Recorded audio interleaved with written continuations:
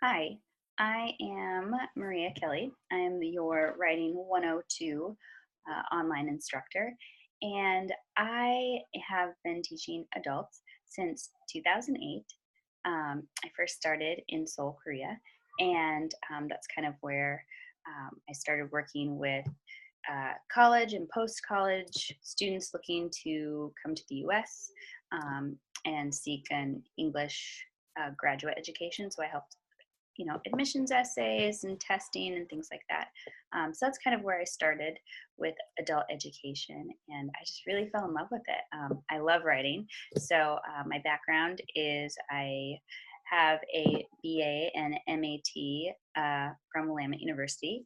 I have been, teaching since 2008, and at George Fox for the last 3 years. So that is kind of a little bit of my history. I have a background in sociology and in master's in English. So there's a little bit about me. I just really wanted to kind of give you a face to my words that will be coming across via email and through Foxtail. So I just wanted to touch on a few notes for this week.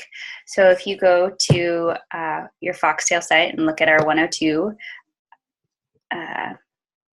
website, I'll give you a minute to go to it, and I'm going to kind of scroll through. So when you click on it, you can see that right away there's a resources section. There's our syllabus, the text, which is a free online text, your APA video that I'm asking you to watch this week, which kind of Maddie Lowen does a great job going over basic APA formatting. There's also the word template for APA, which gives you kind of an easy plugin if you're unfamiliar with APA. All assignments are required to be in APA format. You do not have to offer an abstract because we're still under 5 pages. Typically over 5 pages you're required to create an abstract, but you're not for this class. So like I said, Maddie's APA video is a great starting point to see what is required for the APA guidelines. Okay, so for this course, APA, you'll watch Maddie's video, but also the main things for me are, obviously the first page, the title page. I like Times New Roman, 12-point font. I expect all assignments to be in that capacity. And so if you keep scrolling down through the resources, you'll see the audience analysis. It is a guideline. You do not have to answer every single little question piece by piece. Just look at it as a whole, thinking, who am I speaking to? Why am I talking to them? Why do they need to hear what I have to say?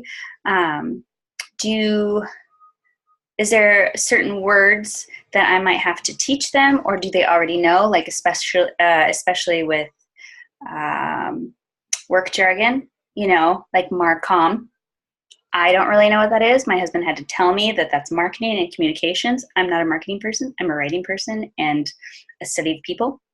Marcom doesn't come in my realm. So if you are in business or in project management or technology, there are going to be lots of words that I don't know, maybe that you can kind of let me know. My audience is fully aware of this language that I'm speaking. I don't need to explain any background or history, but since you might not know, put it in the audience analysis, because that helps me understand who you're targeting and why. Okay. So that's a little bit about the audience analysis. Let's see, there's some APA sites, OWL Purdue, the APA blog. There's the George Fox Portland Center Writing Center, which is a great resource. They will give you an hour of their time, and it's free. You send them, and it's built into your tuition. You send them an assignment, your writing piece with the assignment, so they have the parameters, and they give you feedback. They give you an entire 50 minutes, and then they send it right back. So you can meet face-to-face, you can meet via Zoom, like I've done with this video, or you can meet face-to-face. It's wonderful. And I do know that they've extended the hours and the amount of graduate students that can help out with it, but they also fill up quickly. So use your syllabus, see what's ahead, and start making those appointments early so that you can make sure that you have the extra set of eyes and feedback that you might that you would want. It's always a great tool, a great resource. Okay, let's see what else. Okay, so let's get into week 1. As you can see, we have reading, right? Chapter 1 for the text. I want you to watch the APA video and to look over the resources, which we've just kind of gone over. So go back and click on the links and see what is going to be helpful for you to get started with your first assignment and with APA style. We have, every week we will have a grammar check, a discussion forum, and most weeks we'll have an APA exercise, maybe every other week, or it'll be built in with your discussion forum. It'll be around. So there will be APA, grammar, and discussion forum every week. You will also, as you can see in the syllabus, we're going to have this kind of rotation with rough draft due, final draft, rough draft, final draft. So you'll be kind of juggling 2 writing pieces at the same time. Now, because it's our first class, I like to kind of have baby steps into that first assignment. So we're going to do an outline, and then a rough draft, and then the final draft. So that's the first assignment steps. But when you turn in that final draft for your first assignment, you will also, you should have your rough draft for your second writing piece in hand, because you'll be using the peer review discussion forums to work with classmates and be connected. And I will also be in the discussion forums giving feedback. There's a big group of you. So it's not going to, you're not going to hear from me specifically on each writing assignment every week. I'm going to do my best to get through them as much as possible, but we have a very large class this session. So I will just be in and kind of chiming in on whatever I'm going to focus on each week. So this week, for this rough draft, I'm going to be focusing on your thesis and just making sure that you've got your trilogy, that it's specific, it's not too broad, it's not too narrow, and it's connecting to your audience. So that's going to be my focus on the discussion forum. And as you can see, you have your grammar check, your writing assignment number 1, your discussion forum number 1. Writing assignment 1 is about your choice with the topic of GMO foods. So use that time to think about, okay, that's such a huge topic, right? What can I say? Well, brainstorm. Start thinking about, what do I want to say about GMO foods? Don't limit yourself, because you never know. To say, oh, okay, GMO. Fruit. Dirty dozen. Maybe I want to focus on potatoes. Oh, what do I know about potatoes? I don't know. Well, let's think about strawberries. Oh, maybe I don't want to focus on fruit. Maybe I want to think about the process. Maybe I want to think about the labels. How do they receive those labels to even be called a non-GMO? What's the difference between GMO, non-GMO, and organic? How much money is required before you even receive $1? I mean, it can go anywhere. So just start brainstorming.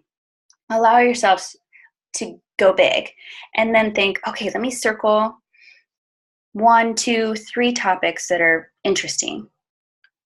Okay, well, now I've narrowed my focus to these 3.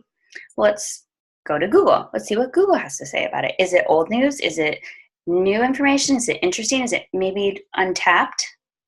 Oh, okay. Well, now I've narrowed my focus down to hopefully 1 after you go and research for a little while and see what is out there. And now you have a topic. So then you're thinking, what do I want to know about this topic, right? Well, I'm going to create a question. Maybe my question is going to be, how much money is put into products before it starts to make a profit? Maybe that's my question. Now, that's not my thesis, but that's going to be the question that I'm inquiring about. That gives me a focus. So I'm going to start looking at that. And as I research and pull in academic sources outside, everything, hopefully you stick to credible sources, but sometimes you just have to start anywhere. And then think, did I come up with the answer? I kind of think maybe I knew the answer, maybe I had no idea. And now I have the answer. My answer is my thesis.